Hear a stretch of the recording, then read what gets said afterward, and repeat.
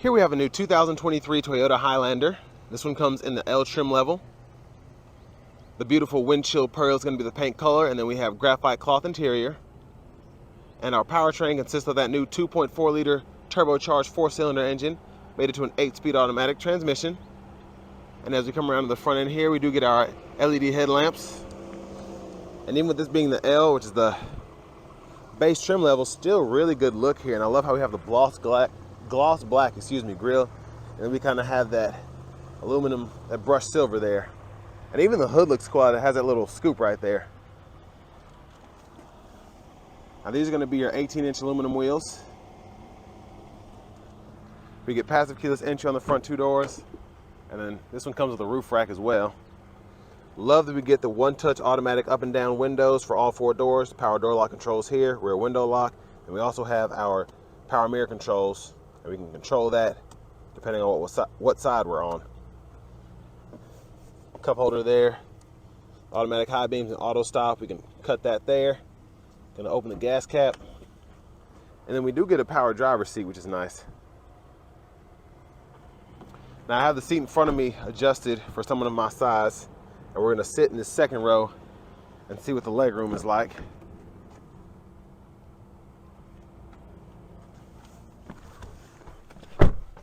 So very nice. Knees are not touching the back of the seat at all.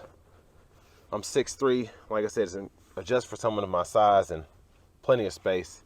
Like we have seat pockets on both sides, and we also still get the rear AC controls with this L model. And we have 2 USB-C charge ports down there too. And then that center seat in the middle folds down, cup holders there. And we have our vents here. Dome lights there. I like that we can hang our hangers there. But let me show you how the seat folds down before we make our way to the third row. And for the second row seat, you can actually just pull that and it'll push up, or you can pull this and it'll push up.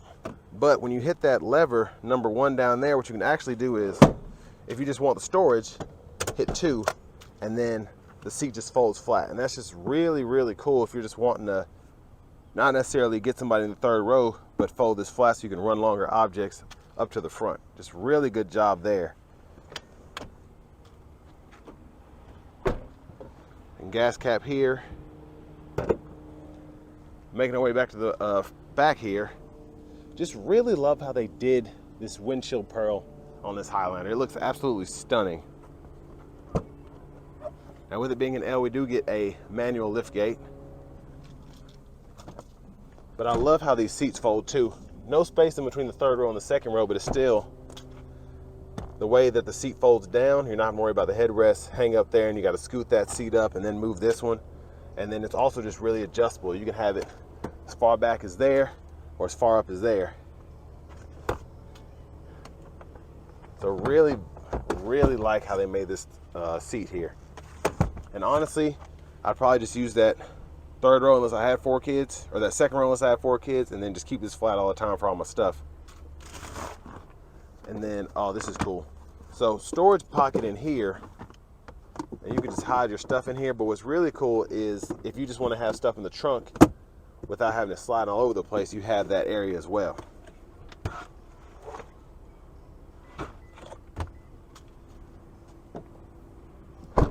And then as we look underneath the vehicle, there's our spare there. There's the exhaust there. But very, very impressed by this so far for this price point. So of course, pretty good crash test ratings. With a front wheel drive 4-cylinder, you're supposed to get 29 miles per gallon highway. That's pretty impressive for this kind of SUV with a 5,000 pound tow capacity. And then we just have a few options here. Now with that windshield pearl, you do have to pay an extra $358, but not too bad, honestly. Some manufacturers will charge you who knows what just to get pearl white paint. And then we have a 4-way manual passenger seat here.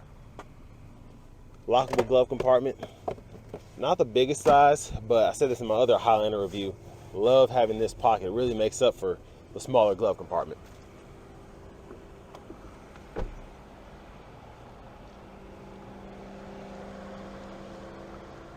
let's go ahead and take a look underneath the hood before we hop in the driver's seat. And there's that new 2.4 liter turbocharged 4-cylinder.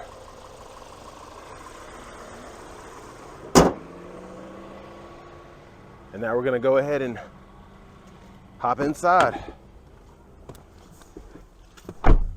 Now we do get that hard plastic kind of vinyl steering wheel here, but still feels really nice, especially with the 3-spoke design. Now over here to the radio screen, we have AM, FM, XM radio, along with Bluetooth audio, and then we have wireless Apple CarPlay and wired Android Auto compatibility. You can of course get a navigation subscription if you ever need that, but the wireless CarPlay and wired Android Auto should be enough for most. But here are a few, if you want to pause anywhere, other settings we have. Wi-Fi hotspot we can set up. We have apps as well. There's our backup camera there. Now it's crazy that I just got behind the wheel of a Highlander Limited, and this one, as I turn the steering wheel in the L, the guidelines don't show up, and it's not an HD camera. But the Limited, just really nice guidelines and a really, really clear picture for that backup camera. But I do like that the volume knob is over here as opposed to on that bigger screen. It's all the way over there. I'm like, why? But anyways, we have dual zone automatic climate controls here, and then we can set our rear by doing that, then turn it off. And then we can sync the rear and the passenger. Just really, once you get used to it, it's really nice how you have your 4 options here and you can kind of change what's going on. Fan speed, direction, temperature for the back. And then you have your big knobs for the driver and front passenger side. And then we can actually decide whether we want the flow to just go to the front or if we want to cut those rear vents on in the back. Hazards there. Love this space here that you have, and then you still have more storage here if you want to put your phone here and then use one of these USB chargers to charge it. And we get a USB-A and then 2 USB-Cs along with a 12-volt. And then for the 8-speed, you just hit this lever, reverse, neutral drive, manually shift here, cup holders here. We have a snow mode, traction control, automatic brake hold, electronic parking brake, pull up to engage, and then hit the brake, press down to disengage. 3 drive modes, eco, normal, sport. And then really like the center console cubby space here. So we have a removable tray that we can actually slide back and forth, and then a really deep pocket in there. So storage is on point there. Sunglasses holder here. And we can also just watch the kids there. And then dome lights are here. We can set the lights, SOS. There's a view of the back seat from up here. Now back to the steering wheel, we can use these 4 arrows and this OK button to go through the center part of the gauge cluster here. We have a back button too, by the way. And then we can kind of toggle through stuff depending on what we want to see or what we want to use. And then a Bluetooth button here, volume controls here, voice recognition there. And then over here we have our mode, so we can go between whether we have Apple Music, Amazon Music, FM, AM, whatever. It'll show you all on here. And then we can go through whether it's a track list or whether it's a radio preset. We can use those arrows here to go through them.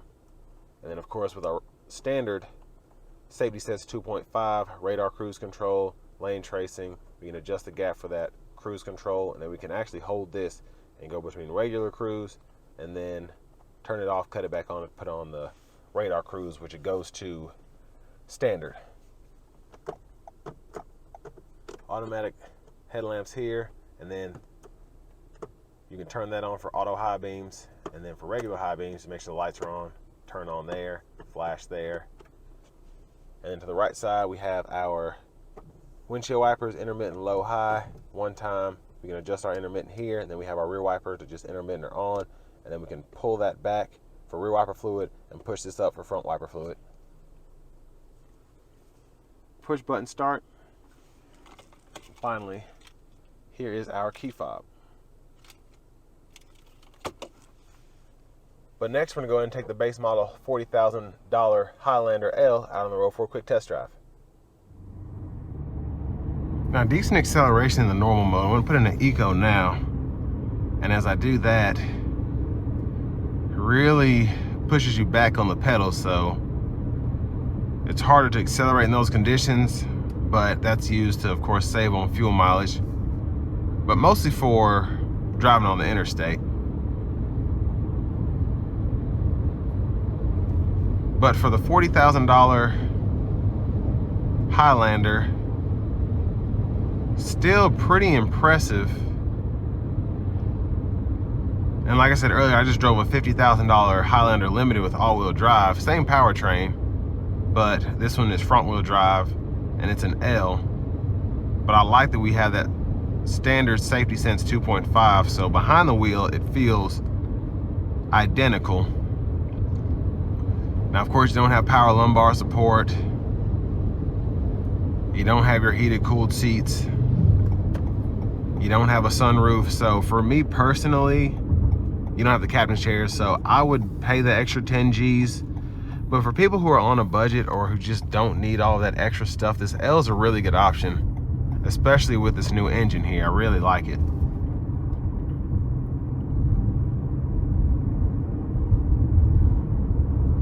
And I can already tell with these smaller 18s, the ride's just a little bit better and the road noise is just better as well. But really just like how the steering doesn't feel, it feels more nimble to me with the 18s on here, just a little bit. But I mean, still same great handling, great overall driving feel. Overall, the driving position is really good. I'm up higher, but I really can barely see the hood just from how it's sloped down, and it's actually underneath the windshield. Just everything was thought out with this vehicle, and I said this in the Limited. This center stack, just how it's laid out, was so smart. Everything is close to my fingers, but it's out of my way at the same time. So if I have something over here, I just reach for it. And then if I have to adjust the temperature specifically for myself, it's right there, but it's out of my way, so I'm not accidentally hitting it while I'm reaching for something or using the shifter, whatever. And really good visibility, specifically in the front for this vehicle.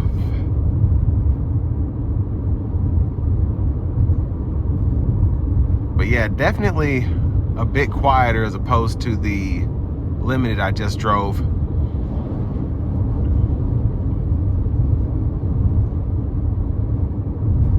And I tested out the sound system. The JBL, of course, is fantastic, but the stock system is okay, especially on the XM. It's just not as crisp in my opinion. It's still plenty loud, but it just kind of rings your ears as opposed to giving you a nice, well-rounded sound. But what's really neat is even compared to the Limited, everything else is laid out the same. The shifter's in the same spot. You still have your push button start. AC controls are the same. Screen's smaller, but still in the same position. And it's still easy, flip of a switch to adjust your drive modes. And everything else is just laid out where it's supposed to be. Even the center console cubby space still in the same spot. I know, like, if you go from certain vehicles, the lowest trim level, you don't recognize the interior as opposed to the highest. But even the Limited compared to this L, everything is exactly the same except for the features, pretty much.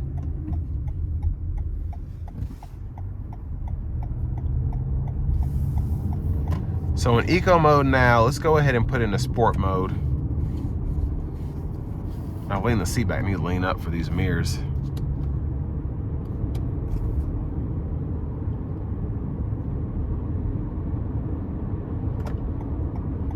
So I've tested the manual out in terms of hard acceleration, but I haven't done it on the highway yet for the 2.4 turbo. So let's try that.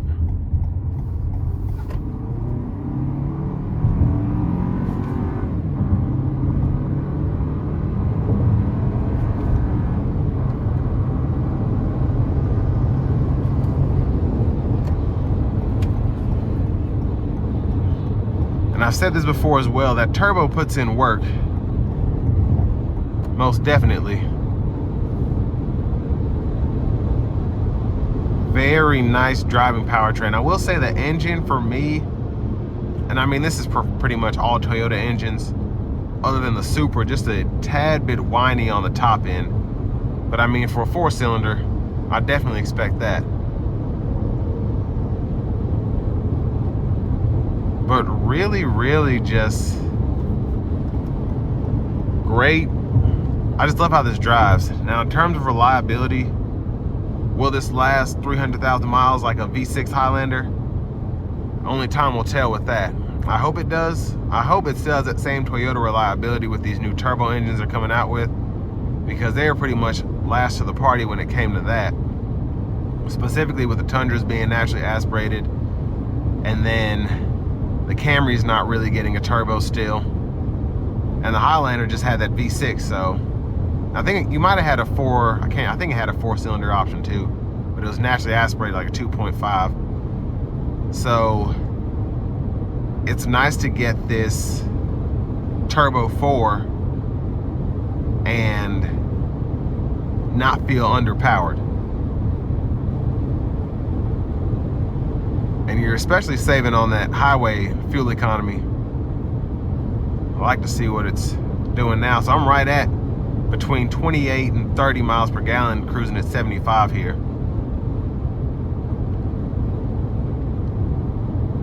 And I can't say enough about Toyota's 8 speeds that they've had in the Highlanders and the Camrys. Really good transmission. It drives really good for what it is. And the reliability has not been a huge issue that I've heard. And it's just it's a fun transmission to use, especially with it being shiftable. I just really like that.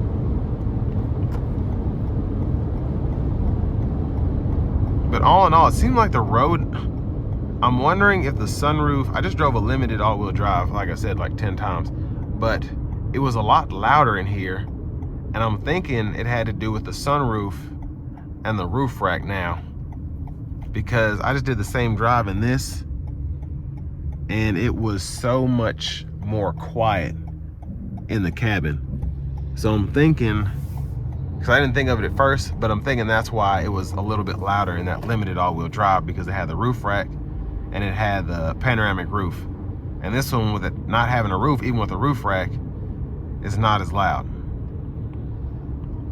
But like I said in that limited review, everything here just makes sense. Really love the vehicle, and if you want to save 10 grand, definitely take a look at the new 2023 Toyota Highlander in the L trim level.